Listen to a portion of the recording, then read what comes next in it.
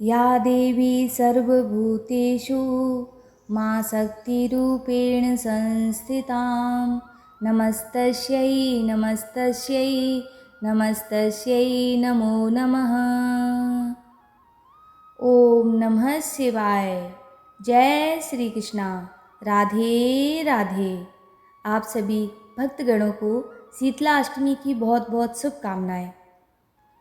शीतला माता, जिन्हें स्वच्छता एवं आरोग्य की देवी माना जाता है, मान्यता है कि शीतला माँ की विधि विधान से पूजन करने से आपके घर में रोग दोष बीमारी महामारी का प्रकोप नहीं पड़ता। शीतला माता को चेचक रोग से मुक्ति की देवी के रूप में भी जाना जाता है। शीतला माता की पूजा में एक दिन पहले बने बासी खाने का भोग लगाया जाता है, इसीलिए शीतला अष्टमी को बासोड़ा भी कहते हैं। शीतला अष्टमी के दिन व्रत रखकर माँ का पूजन अर्चन करने के बाद व्रत कथा सुनने का विधान है।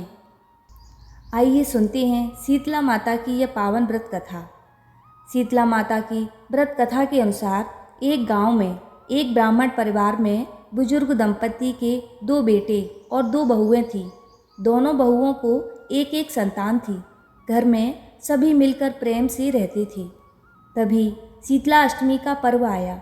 दोनों बहुओं ने व्रत के विधान के अनुसार एक दिन पहले ही बासोड़ा मतलब बासी भोजन माँ के भोग के लिए तैयार कर लिया।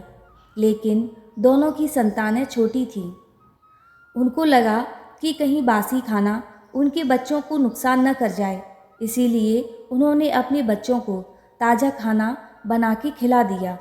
शीतला माँ का पूजन करने के बाद जब वो घर लौटी तो बच्चों को मरा हुआ देख रोने लगी। उनकी सास ने उन्हें शीतला माँ को नाराज करने का फल बताया और कहा, जाओ, जब तक अपने बच्चे जीवित न कर लेना घर वापस नहीं आना। दोनों बहुएं अपने मरे हुए बच्चे को लेकर भटकने लगीं। तभी उन्हें खेजड़ी के पेड़ के नीचे ओरी और शीतला 2 बहनें मिलीं। दोनों बहनें गंदगी और जू के कारण बहुत परेशान थीं। बहुओं से उन बहनों की परेशानी देखी नहीं गई। उन्होंने अपना दुख भूलकर दोनों बहनों के सिर से जुएं निकाले। जुएं निकालने के बाद शीतला और ओरी ने प्रसन्न होकर दोनों बहुओं के पुत्रवती होने की कामना की। इस पर दोनों बहुएं अपना दुख बताकर रोने लगीं। शीतला माता अपने स्वरूप में प्रकट हुईं। दोनों बहुओं को शीतला अष्टमी के दिन ताज़ा खाना खाने की भूल का एहसास दिलाया और इसे सेहत के लिए हानिकारक बताया। शीतला माँ ने दोनों बहुओं को अपनी गलती आगे से न दोहराने की चेतावनी देते हुए दोनों बच्चों को जीवित कर दिया। शीतला माँ के साक्षात दर्शन और अपने बच्चों को पुनः जीवित पाकर दोनों बहुएं बड़ी प्रसन्नता के साथ घर लौटी और आजीवन विधि विधान से शीतला माँ की पूजा और व्रत करने लगी। शीतला माता की कृपा से हम सब भी अपने जीवन में सेहत और आरोग्य प्राप्त करें। बोलो शीतला मैया की जय। आइए सुनते हैं शीतला माता की दूसरी यह पावन कथा। एक बार शीतला माता ने सोचा कि चलो आज देखूं कि धरती पर मेरी पूजा कौन करता है, कौन मुझे मानता है। यही सोचकर शीतला माता धरती पर राजस्थान के डुंगरी गांव में आईं और देखा कि इस गांव में मेरा मंदिर नहीं है और ना ही मेरी पूजा होती है। माता शीतला गांव की गलियों में घूम रही थीं। तभी एक मकान के ऊपर से किसी ने चावल का उबला पानी मार नीचे फेंका। वह उबलता पानी शीतला माता के ऊपर गिरा, जिससे शीतला माता के शरीर में फफोले छाले पड़ गए। शीतला माता के पूरे शरीर में जलन होने लगी। शीतला माता गांव में इधर उधर भाग भाग के चिल्लाने लगी, अरे मैं जल गई, मेरा शरीर तप रहा है, जल रहा है, कोई मेरी सहायता करो। लेकिन उस गांव में किसी ने शीतला माता की सहायता नहीं की। वहीं अपने घर के बाहर एक कुम्हारन महिला बैठी थी। उस कुम्हारन ने देखा कि अरे यह बूढ़ी माई तो बहुत जल गई हैं, इसके पूरे शरीर में तपन है, इसके पूरे शरीर में फफोले पड़ गए हैं, यह तपन सहन नहीं कर पा रही है। तब उस कुम्हारन ने कहा, हे माँ, तू यहाँ आकर बैठ जा, मैं तेरे शरीर के ऊपर ठंडा पानी डालती हूँ। कुम्हारन ने उस बूढ़ी माई पर खूब ठंडा पानी डाला और बोली, हे माँ, मेरे घर में रात की बनी हुई राबड़ी रखी है, थोड़ा दही भी है, तू दही राबड़ी खा ले। जब बूढ़ी माई ने ठंडी ज्वार के आटे की राबड़ी और दही खाया तो उसके शरीर को ठंडक मिली। तब उस कुम्हारन ने कहा, आ माँ, बैठ जा, तेरे सिर के बाल बहुत बिखरे हैं, ला मैं तेरी चोटी गूंथ लेती हूँ।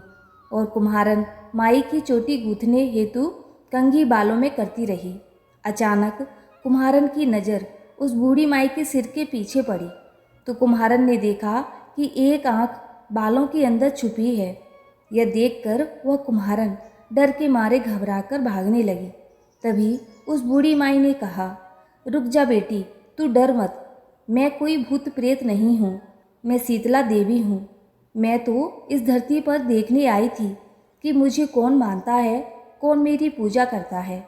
इतना कहकर माता चार भुजा वाली हीरे जवाहरात के आभूषण पहने, सिर पर स्वर्ण मुकुट धारण किए अपने असली रूप में प्रकट हो गईं। माता के दर्शन कर कुम्हारन सोचने लगी कि अब मैं गरीब इन माता को कहाँ बिठाऊं। तब माता बोली, हे बेटी, तुम किस सोच में पड़ गईं? तब उस कुम्हारन ने हाथ जोड़कर आंखों में आंसू बहते हुए कहा, हे माँ, मेरे घर में तो चारों तरफ दरिद्रता बिखरी हुई है, मैं आपको कहाँ बैठाऊँ? मेरे घर में ना तो चौकी है, ना बैठने का आसन ही। तब शीतला माता प्रसन्न होकर उस कुम्हारन के घर पर खड़े हुए गधे पर बैठकर एक हाथ में झाड़ू, दूसरे हाथ में डलिया लेकर उस कुम्हारन के घर की दरिद्रता को झाड़कर डलिया में भरकर फेंक दिया और उस कुम्हारन से कहा, हे बेटी, मैं तेरी सच्ची भक्ति से प्रसन्न हूँ, अब तुझे जो भी चाहिए मुझसे वरदान मांग लो। तब कुम्हारन ने हाथ जोड़कर कहा, हे माता, मेरी इच्छा है अब आप इसी डुंगरी गांव में स्थापित होकर यहीं निवास करें और जिस प्रकार आपने मेरे घर की दरिद्रता को अपनी झाड़ू से साफ कर दिया, ऐसे ही आपको जो भी भक्त होली के बाद की सप्तमी को भक्ति भाव से पूजा कर अष्टमी के दिन आपको ठंडा जल, दही व बासी ठंडा भोजन चढ़ाए, उसके घर की दरिद्रता को दूर करना एवं आपकी पूजा करने वाली महिला का अखंड सुहाग रखना, उसकी गोद हमेशा हरी भरी रखना। साथ ही जो पुरुष शीतला अष्टमी को नाई के यहाँ बाल न कटवाए, धोबी को कपड़े धुलने न दे और पुरुष भी आप पर ठंडा जल चढ़ाकर, नारियल फूल चढ़ाकर परिवार सहित ठंडा बासी भोजन करे, उसके काम धंधे व्यापार में कभी भी दरिद्रता न आए। तब माता बोली, तथास्तु, हे बेटी, जो तूने वरदान मांगे हैं मैं सब तुझे देती हूँ। हे बेटी, तुझे आशीर्वाद देती हूँ कि मेरी पूजा का मुख्य अधिकार इस धरती पर सिर्फ कुम्हार जाति का ही होगा। तभी उस दिन से डुंगरी गांव में शीतला माता स्थापित हो गई और उस गांव का नाम हो गया सील की डुंगरी। सील की डुंगरी भारत का एकमात्र मुख्य मंदिर है। शीतला सप्तमी के दिन यहाँ बहुत विशाल मेला लगता है। बोलो शीतला मैया की जय। अब हम श्रवण करेंगे शीतला अष्टमी तथा बासोड़ा की पूजन विधि। शीतला अष्टमी से एक दिन पहले ही सप्तमी के दिन मीठा भात, खाजा, चूरमा, कच्चा और पक्का खाना, नमक, पारे, बेसन की पकौड़ी आदि बना लेनी चाहिए। यह सभी सामान बनाकर आपको अगले दिन यानी शीतला अष्टमी की पूजा में रखना है। और यदि आप रोटी बना रहे हैं तो ऐसी रोटी बनाएं जिसमें लाल रंग की सिकाई के निशान न हों। बसोड़ा के दिन यानी शीतला अष्टमी के दिन ठंडे पानी से नहाएं और साफ वस्त्र धारण करें। इसके बाद एक कड़वारे भरें। कड़वारे में रबड़ी, चावल, पुए, पकौड़े और कच्चा पक्का खाना रखें। इसके बाद एक दूसरी थाली में काजल, रोली, चावल, मौली, हल्दी, होली वाले बड़गुल्ले की एक माला व 1 रुपए का सिक्का रखें। बिना नमक का आटा गूंथकर उससे एक दीपक बनाएं और उसमें रुई की बाती घी में डुबोकर लगाएं। यह दीपक बिना जलाए ही माता शीतला को चढ़ा दें। पूजा की थाली पर कंडवारों से तथा घर के सभी सदस्यों को रोली और हल्दी से टीका लगाएं। इसके बाद मंदिर में जाकर पूजा करें या शीतला माता घर हो तो सबसे पहले माता को स्नान कराएं। इसके बाद रोली और हल्दी से माँ का टीका करें। माता शीतला को काजल, मेहंदी, लच्छा और वस्त्र अर्पित करें। 3 कंडवारे का सामान अर्पित करें। बड़ी माता बोदरी और अचपड़े के लिए माता शीतला को बड़गुल्ले अर्पित करें। आटे का दीपक बिना जलाए अर्पित करें। इसके बाद माँ की आरती करें। माता को भोग की चीज़ें अर्पित करें और जल चढ़ाएं और जो जल बहे उसमें से थोड़ा सा जल लोटे में डाल लें। इसके बाद यह जल घर में छिड़क दें। इससे घर की शुद्धि होती है और घर में सकारात्मकता ऊर्जा का संचार होता है। अब हम श्रवण करेंगे सभी मनोकामनाओं को पूर्ण करने वाले हनुमान जी की यह पावन व्रत कथा। हनुमान जी को आकाश में बिना विश्राम लिए लगातार उड़ते देखकर समुद्र ने सोचा कि ये प्रभु श्री रामचंद्र जी का कार्य पूरा करने के लिए जा रहे हैं। किसी प्रकार थोड़ी देर के लिए विश्राम दिलाकर इनकी थकान दूर करनी चाहिए। उसने अपने जल के भीतर रहने वाले मैनाक पर्वत से कहा, मैनाक, तुम थोड़ी देर के लिए ऊपर उठकर अपनी चोटी पर हनुमान जी को बिठाकर उनकी थकान दूर करो। समुद्र का आदेश पाकर मैनाक प्रसन्न होकर हनुमान जी को विश्राम देने के लिए तुरंत उनके पास आ पहुंचा। उसने उनसे अपनी सुंदर चोटी पर विश्राम के लिए निवेदन किया तो हनुमान बोले, मैनाक, तुम्हारा कहना ठीक है, लेकिन भगवान श्री रामचंद्र जी का कार्य पूरा किए बिना मेरे लिए विश्राम करने का कोई प्रश्न ही नहीं उठता। ऐसा कहकर उन्होंने मैनाक को हाथ से छूकर प्रणाम किया और आगे चल दिए। हनुमान जी को लंका की ओर प्रस्थान करते देखकर देवताओं ने सोचा कि ये रावण जैसे बलवान राक्षस की नगरी में जा रहे हैं, अतः इस समय इनके बल बुद्धि की विशेष परीक्षा कर लेना आवश्यक है। यह सोचकर उन्होंने नागों की माता सुरसा से कहा, देवी, तुम हनुमान के बल बुद्धि की परीक्षा लो। देवताओं की बात सुनकर सुरसा तुरंत एक राक्षसी का रूप धारण कर हनुमान जी के सामने जा पहुंची और उनका मार्ग रोकते हुए बोली, वानरवीर, देवताओं ने आज मुझे तुमको अपना आहार बनाने के लिए भेजा है। उसकी बातें सुनकर हनुमान जी ने कहा, माता, इस समय मैं प्रभु श्री रामचंद्र जी के कार्य से जा रहा हूँ। उनका कार्य पूरा करके मुझे लौट आने दो। उसके बाद मैं स्वयं ही आकर तुम्हारे मुंह में प्रविष्ट हो जाऊंगा। यह तुमसे मेरी प्रार्थना है। इस प्रकार हनुमान जी ने सुरसा से बहुत प्रार्थना की, लेकिन उसने किसी प्रकार भी उन्हें जाने न दिया। अंत में हनुमान जी ने क्रुद्ध होकर कहा, अच्छा तो लो, तुम मुझे अपना आहार बनाओ। उनके ऐसा कहते ही सुरसा अपना मुंह 16 योजन तक फैलाकर उनकी ओर बढ़ी। हनुमान जी ने भी तुरंत अपना आकार उसका दुगना अर्थात 32 योजन तक बढ़ा लिया। इस प्रकार जैसे जैसे वह अपने मुख का आकार बढ़ाती गई, हनुमान जी अपने शरीर का आकार उसका दुगना करते गए। अंत में सुरसा ने अपना मुंह फैलाकर 100 योजन तक चौड़ा कर लिया। तब हनुमान जी तुरंत अत्यंत छोटा रूप धारण करके उस 100 योजन चौड़े मुंह में घुसकर तुरंत बाहर निकल आए। उन्होंने आकाश में खड़े होकर सुरसा से कहा, माता, देवताओं ने तुम्हें जिस कार्य के लिए भेजा था वह पूरा हो गया। अब मैं भगवान श्री रामचंद्र जी के कार्य के लिए अपनी यात्रा पुनः आगे बढ़ाता हूँ। सुरसा ने तब उनके सामने अपने असली रूप में प्रकट होकर कहा, महावीर हनुमान, देवताओं ने मुझे तुम्हारे बल बुद्धि की परीक्षा लेने के लिए यहाँ भेजा था। तुम्हारे बल बुद्धि की समानता करने वाला तीनों लोकों में कोई नहीं है। तुम शीघ्र ही भगवान श्री रामचंद्र जी के सारे कार्य पूर्ण करेंगे, इसमें कोई संदेह नहीं है। ऐसा मेरा आशीर्वाद है। आइए सुनते हैं हनुमान जी की एक और पावन कथा। एक बार एक पंडित जी थे। अपने घर के बगल में एक राम जानकी मंदिर में वो पुजारी थे। आर्थिक रूप से कमज़ोर थे। मंदिर में हर मंगलवार शनिवार को राम कथा सुनाते थे। उनकी राम कथा सुनने को गांव में दूर दूर से लोग आते थे। बड़ा अच्छा भजन भी गाते थे। सब भक्तों के लिए आसन बिछाया जाता था। वहीं पंडित जी अपने बगल में राम कथा कहते समय एक झूला रखते थे।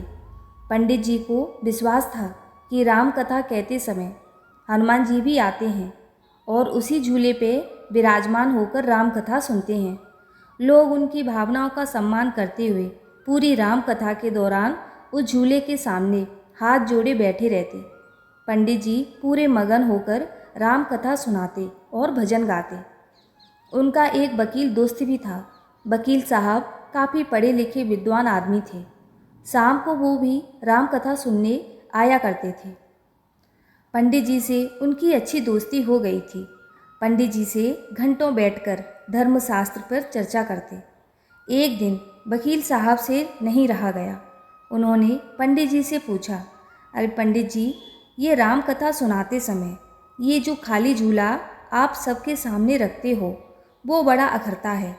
खाली झूला रखने का क्या मतलब? अच्छा नहीं लगता। सब उस खाली झूले के सामने हाथ जोड़े बैठे रहते हैं। ये भी भला कोई बात हुई? पंडित जी ने कहा, अरे वकील साहब, ये कोई मामूली झूला नहीं है। स्वयं हनुमान जी इस पर आकर विराजमान होते हैं मेरी राम कथा सुनने को। अब वकील साहब ठहरे पढ़े लिखे आदमी, पढ़ा लिखा आदमी बिना सबूत के सब जब भारतीय सेना द्वारा किए गए सर्जिकल स्ट्राइक और एयर स्ट्राइक को नहीं मानता तो भला झूले पे हनुमान जी विराजमान होते हैं ये बात कैसे मान लेता, वो भी एक अनपढ़ पंडित जी की बात। अब पंडित जी और वकील साहब में वाद विवाद बढ़ता गया। मामला गर्म हो गया। वकील साहब अड़े रहे कि अब यदि झूला वहाँ से नहीं हटा तो हमारी दोस्ती ख़त्म। पंडित जी भी अड़े रहे अपने विश्वास पे कि हनुमान जी बैठेंगे तो इसी झूले पे बैठेंगे। आपको मानना हो तो मानो, न मानना हो तो न मानो। अब वकील साहब ठहरे बुद्धिजीवी। उन्होंने कहा, अच्छा पंडित जी, चलिए शर्त लगाइए। अगर कल यानी मंगलवार को सबके सामने आप ये साबित कर देंगे कि वास्तव में हनुमान जी आपकी राम कथा सुनने आते हैं तो मैं भी अपनी वकालत छोड़कर आपके इस मंदिर में आजीवन आपका सेवक बन जाऊंगा। और अगर आप ये साबित न कर सके तो आपको मेरे ऑफिस का चपरासी बनना पड़ेगा ताउम्र। पंडित जी ने बिना कुछ सोचे समझे वकील साहब की शर्त मान ली। वकील साहब मन ही मन अपनी बुद्धिमानी पर मुस्कुराते वहाँ से चले गए। अब पंडित जी घर आए, लगे रोने। हे मेरे ईश्वर, ये मैंने क्या कर दिया? मैंने शर्त तो लगा ली, अब प्रभु साक्षात कैसे आएंगे? कैसे मैं वकील साहब और गांव वालों को साबित करूंगा? रात भर इसी चिंता में खाना न खाए और रोते रहे। हनुमान जी से प्रार्थना करते रहे कि हे संकट मोचन, मेरे ऊपर कृपा करो। बस इज्जत के सिवा कुछ नहीं है मेरे पास। वो भी सारी जिंदगी वकील के यहाँ चपरासी बन गया तो जाती रहेगी। मेरी सहायता करो ईश्वर। मुझे पता है आप मेरी राम कथा सुनने जरूर आते हो, पर देखा तो मैंने भी आपको नहीं है। सबको कैसे साबित करूँगा? यही सोचते सोचते रोते रोते पंडित जी की रात जगते जगते बीती। मंगलवार आ गया। राम कथा का समय हो गया। पूरे गांव में ये शर्त वाली बात सबको पता चल चुकी थी। दूर दूर से हजारों लोग आज राम कथा सुनने आए थे, खासकर ये देखने कि पंडित जी आज तो वकील साहब के बुने जाल में फंस गए। अब तो पंडित जी की चपरासी बने अब तो पंडित जी चपरासी बने। खैर, वकील साहब भी आ गए। राम कथा शुरू हुई। झूला लगा हुआ था, एकदम स्थिर झूला। राम कथा सुनाते सुनाते 45 मिनट बीत चुके थे। कथा का अंत आ रहा था। सब टकटकी लगाए झूले की तरफ देख रहे थे। कहीं कोई हलचल नहीं। कथा समाप्त हुई। वकील साहब अपनी संभावित विजय पर मन ही मन मुस्कुराए जा रहे थे। पंडित जी हमेशा की तरह राम कथा समाप्ति के बाद राम भजन गाने लगे। आज उनके स्वर में एक अजीब सी कशिश थी। गाए जा रहे थे, आंखों से आंसू झरझर बह रहे थे। हजारों की भीड़ खामोश टकटकी लगाए झूले की ओर देखती। भजन की धुन और तेज, तभी झूला हिलने लगा। लोगों की सांसें जहाँ की तहाँ अटकी। झूला धीरे धीरे हल्की गति से हिलने लगा। पंडित जी मगन होकर राम धुन गाए जा रहे थे, आंखें बंद करके। झूला ऐसे आगे पीछे हल्के हल्के डोलने लगा जैसे कोई उस पर बैठ के आराम से झूला झूल रहा हो। वकील साहब की आंखें और वहाँ हजारों लोगों की आंखें फटी की फटी रह गईं। जोर जोर से सब लोग चिल्लाने लगे, जय श्री राम, जय श्री राम, पवन पुत्र हनुमान की जय। पंडित जी गाए जा रहे, झूला हिलता जा रहा। गांव वाले जय श्री राम का आह्वान करते हुए। क्या गजब का माहौल था। वो वकील साहब बस रोते जा रहे थे ये दृश्य देखकर। भजन खत्म हुआ। पंडित जी ने आंखें खोली। उन्होंने कुछ देखा ही नहीं, बस आंखें खुली तो देखा वकील साहब उनके चरणों में पड़े हुए हैं। पूरा गांव भक्ति में नारे लगा रहा। तभी वकील साहब रोते हुए बोले, मुझे माफ़ कर दीजिए पंडित जी, मैं सारी उम्र के लिए आपका सेवक हुआ। आज स्वयं पवन पुत्र मेरे घमंड को तोड़ने यहाँ आए थे। आप जीते, मैं हारा। सच है, प्रभु बुद्धि वाले के बुलाने पे नहीं आते। वो तो सिर्फ उसके लिए आते हैं जो निष्कपट है, सरल है, जिसके पास सिर्फ और सिर्फ प्रभु का सहारा है। जय श्री राम। बोलो रामचंद्र भगवान की जय। बोलो पवन सुत हनुमान की जय। हे प्रभु, जिस तरह आपने पंडित जी की लाज बचाए रखी, उस तरह हम सभी भक्तगणों की लाज बचाए रखना और हम सभी का कल्याण करना। जय श्री कृष्णा। राधे राधे।